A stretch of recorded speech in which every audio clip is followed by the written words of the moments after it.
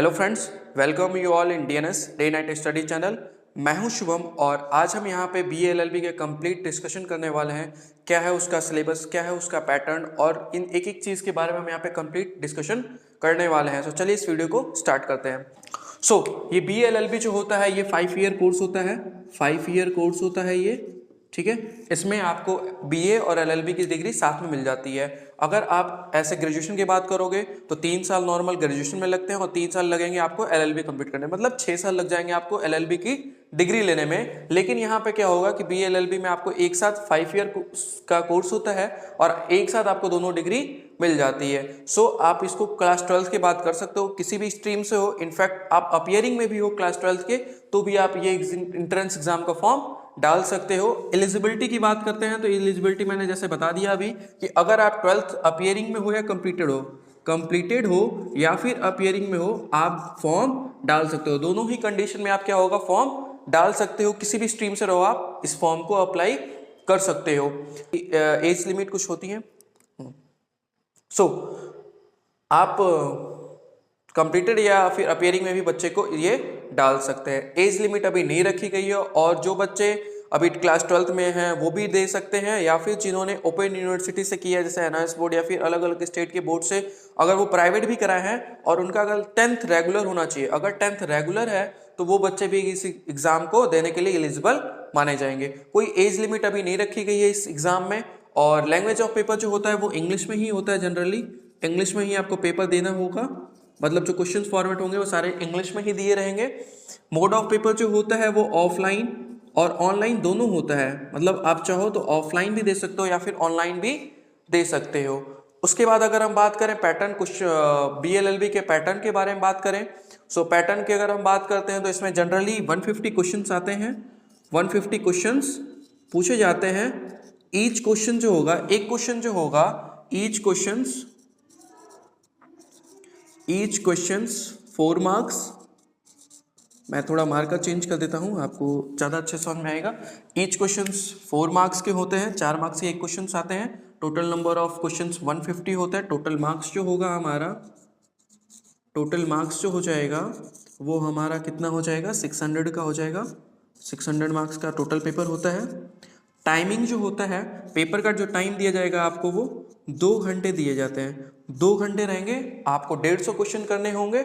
600 marks का paper होगा। एक क्वेश्चन करने पे आपको कितने मिलेंगे, 4 मार्क्स मिलेंगे। हाँ, एक चीज़ और है, नेगेटिव मार्किंग भी है। बीएचयू की अगर हम बात करें बीएचयू में क्या है कि नेगेटिव मार्किंग भी है। अगर आपका एक क्वेश्चन गलत होता है तो -1 नेगेटिव मार्किंग है। और भी सेंट्रल यूनिवर्सिटीज़ हैं उसमें अभी नेगेटिव मार्किंग नहीं है, लेकिन बीएचयू में नेगेटिव मार्किंग को दे रखा है। तो इस चीज़ को भी अगर आप ध्यान में रखेंगे, ठीक है। अब उसके बाद हम बात करते हैं सिलेबस के बारे में। तो चूंकि बोर्ड भर चुका है, हम इसको अब रफ, डिजिटल बोर्ड तो है नहीं कि स्लाइड कर देंगे। हम अभी इसको डिस्कस करेंगे नेक्स्ट वाले, अभी मतलब इसको रफ करके। चलिए हम इसके बारे में डिस्कशन कर लेते हैं। किसी भी एग्जाम को क्वालिफाई करने के लिए हमें उसके सिलेबस के बारे में अच्छे से जानना जरूरी है। अब हम यहाँ पे बीएलएलबी के सिलेबस के बारे में डिस्कशन करने वाले हैं कि क्या चीज़ें इंपॉर्टेंट है, किसको हमें ज़्यादा फोकस करना है, किस टॉपिक को हम थोड़ा छोड़ सकते हैं, या फिर जब हमारा मेन टॉपिक कंप्लीट हो जाए उसके बाद हम क्या करें, माइनर टॉपिक्स पे भी हम जा सकते हैं। लेकिन किसी भी एंट्रेंस एग्जाम को क्वालिफाई करने के लिए हमें सबसे पहले मेजर टॉपिक्स को पढ़ना बहुत ज़्यादा जरूरी होता है। देखिए इसमें टॉपिक कहाँ से क्वेश्चंस पूछे जाते हैं जनरली। पहला है हमारा common legal knowledge. Common legal knowledge से हमें क्वेश्चंस पूछे जाते हैं। अब ये है क्या, ये चीज़ें आपके लिए बहुत नहीं होंगी, ये जो कॉमन लीगल नॉलेज है। बाकी चीज़ों के बारे में आई होप आप पहले से ही जानते होंगे। जीके जीएस, जनरल साइंस हो गया, जीके हो गया जिसमें हिस्ट्री, सिविक्स, ज्योग्राफी हो गया, पॉलिटी हो गया। करंट जीके क्वेश्चंस ज़्यादा पूछे जाते हैं। लॉ से रिलेटेड जो जीके करंट अपॉइंटमेंट होते हैं, रेजिग्नेशन होते हैं, वो सारी चीज़ें यहाँ पे पूछी जाती है। इंग्लिश हो गया, इंग्लिश में आप देख सकते हो रीडिंग कॉम्प्रिहेंशन हो गया, वन वर्ड सब्स्टिट्यूशन हो गया, सिनोनिम्स, एंटोनिम्स, यही सारी चीज़ें इंग्लिश में पूछी जाती हैं। मैथ्स में जनरली प्रॉफिट लॉस, लोग क्लास 8, 9th में पढ़े हैं, 7th में पढ़े हैं।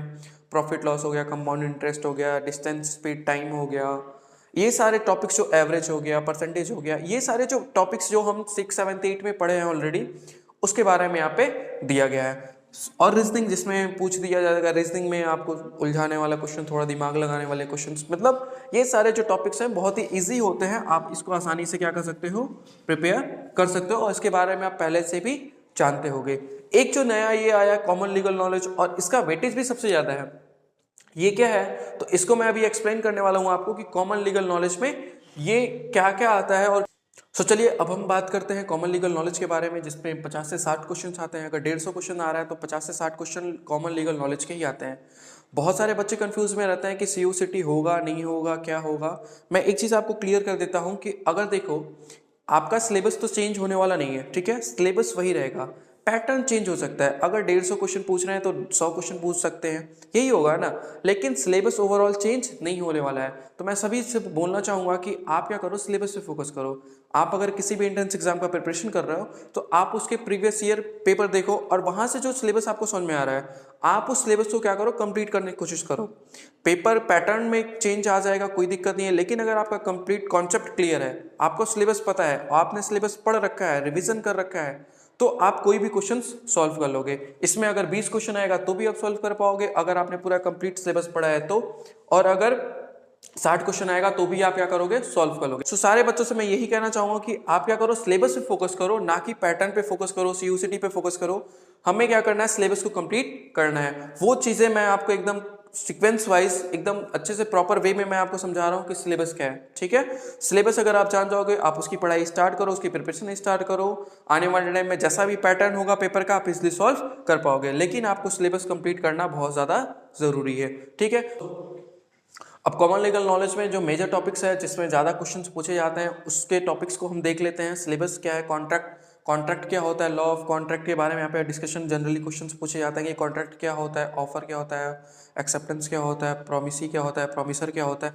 ये सारे जो टर्म्स होते हैं, ये सारी चीज़ें आपको बहुत नई लग रही होंगी, लेकिन जब ये कोर्स हम स्टार्ट करेंगे तो आपको पहले बेसिक टर्म्स जो होते हैं, लीगल टर्म्स जो होते हैं, वो एकदम स्टार्टिंग से आपको बताया जाएगा। और अगर आपको लॉ की कोई भी नॉलेज नहीं है तो भी आप क्या कर सकते हो, हमारे कोर्स के साथ जुड़ के, डे नाइट स्टडी चैनल पे आप जुड़ के हमारे इस कोर्स में ज्वाइन करके आप सारी चीज़ों को आसानी से सीख सकते हो। बहुत ही आसान लैंग्वेज में आपको बताया जाएगा, बहुत ही सिंपल वे में आपको बताया जाएगा।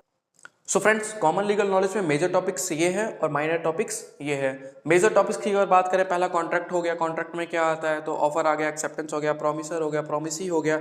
ये चीज़ें आपको बहुत नई लग रही होंगी, लेकिन जब हम आप कोर्स के साथ इंट्रोल होंगे और सारी चीज़ों को आपको A to बेसिक्स एकदम बताया जाएगा, मतलब एकदम बेसिक से मैं बताऊंगा आपको कि क्या चीज़ें होती हैं, कैसे, मतलब जैसे नहीं होता, अगर आप बचपन में होता है क ख ग घ लोग सीखते हैं, उसके बाद वर्ड सीखते हैं, शब्द सीखते हैं, वाक्य बनाना लेख सीख लेते हैं, वैसे ही लॉ के फील्ड में मैं आपको एकदम बेसिक से बताऊंगा। एकदम बेसिक से यहाँ से स्टार्ट करने वाला है हम अपने कोर्स के अंदर। लॉ ऑफ टॉर्ट क्या होता है, उसके अंदर के नेग्लिजेंस क्या होता है, ट्रेसपास क्या होता है, बहुत सी सारी चीज़ों को हम यहाँ पे डिस्कस करेंगे। लीगल मैक्सिम्स हो गया, लीगल मैक्सिम्स मतलब होता है, जैसे मान लो इंग्लिश में वन वर्ड सब्स्टिट्यूशन होता है ना, क्या बोलते हैं उसको, मुहावरे, ठीक है, ऊँट के मुंह में चीरा, ऐसे मुहावरे जो होते हैं, वैसे लीगल टर्म्स, लीगल मैगजीम्स में क्या होते हैं, कहते हैं, जैसे मुहावरा होता है वैसे ही आप समझ सकते हो लीगल मैगजीम्स भी होते हैं। वन वर्ड सब्स्टिट्यूशन, वाक्यांशों के लिए एक शब्द जैसे बोल सकते हैं, ठीक है, तो वो भी है। और ये बहुत इंपॉर्टेंट होता है, ये 5 से 10 क्वेश्चन आते हैं, तो ये भी बहुत ज़्यादा इंपॉर्टेंट और वेटेज रखता है। सो इसको भी बहुत इंपॉर्टेंट हमें देना होगा। लीगल टर्म्स, लॉ में कौन कौन से टर्म्स यूज किए जाते हैं, किस टर्म्स को कहाँ पे यूज करते हैं, उस सारी चीज़ों के बारे में यहाँ पे जनरली क्वेश्चंस पूछे जाते हैं। बहुत आसान होते हैं ये टॉपिक्स। अगर हमने यहाँ पे डिस्कशन कर दिया BA LLB के कंप्लीट सिलेबस के बारे में कि लॉ से क्या रिलेटेड आता है, बाकी जो टॉपिक्स जो मैथ, रीजनिंग, GK GS थे, इसका कंप्लीट एक्सप्लेनेशन हम अपने ऐप पे डालेंगे। हमारा ऐप है DNS, day night study channel का। आप प्ले स्टोर पे जाओगे, वहाँ पे आपको ऐप मिल जाएगा। और अभी ऑफर चल रहा है, अगर आपको किसी भी सेंट्रल यूनिवर्सिटी या फिर स्टेट यूनिवर्सिटी के BA LLB की प्रिपरेशन करनी है, सो आपको एक कंप्लीट फॉर्मेट में, एक रोड मैप के थ्रू, एक ईजी रोड मैप के थ्रू, बहुत ईजी वे में, बहुत आसान भाषा में आपको प्रिपरेशन कराई जाएगी, ठीक है। और आपको साथ ही साथ वीकली टेस्ट लिया जाएगा, डाउट सेशन रखा जाएगा, और सारी चीज़ों के नोट्स प्रॉपर आपको मिलेंगे। सो अगर आप इंटरेस्टेड हो BA LLB प्रिपरेशन के लिए, जो कि एक बहुत ही अच्छा कोर्स है, बहुत ही अच्छा स्कोप है इसका, सो आप सभी के लिए बहुत ही अच्छी गुड न्यूज़ है कि डे नाइट स्टडी चैनल पे इसकी प्रिपरेशन स्टार्ट हो रही है। 1 फरवरी से रजिस्ट्रेशन चालू हो चुका है। सो जो भी बच्चे इंटरेस्टेड हैं BA LLB प्रिपरेशन के लिए, वो बच्चे क्या कर सकते हैं, अपना रजिस्ट्रेशन कर सकते हैं। कोई भी क्वेरी हो, आपको कोई भी कन्फ्यूजन हो, कोई भी क्वेश्चन पूछना हो, तो मैं इस वीडियो के नीचे ऑफिस का नंबर दे दूंगा, आप वहाँ पे फ़ोन करके आप वहाँ से अपने डाउट्स को क्लियर कर सकते हैं, ठीक है। So thank you so much.